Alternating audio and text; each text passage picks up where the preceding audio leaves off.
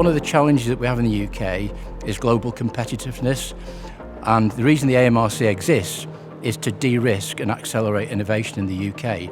So from a manufacturer's perspective, they have their day job to do to increase productivity, to increase efficiency, reduce cost.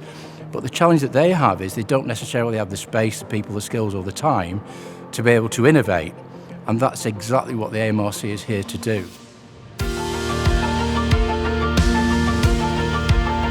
So through the Siemens membership, we donate Siemens advanced digital technologies.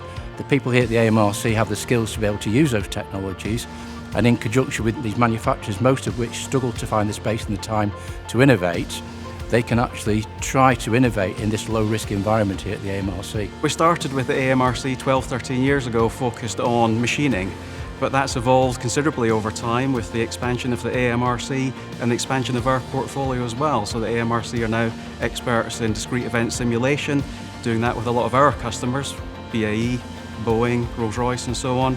And now those organisations are looking to the AMRC to help them with the adoption of these latest technologies like manufacturing planning, augmented reality, IoT and so on, to look at what the future of their facilities should be. So what does the future look like for our relationship with the AMRC? Well, there's lots of new innovative technologies that Siemens are already working on.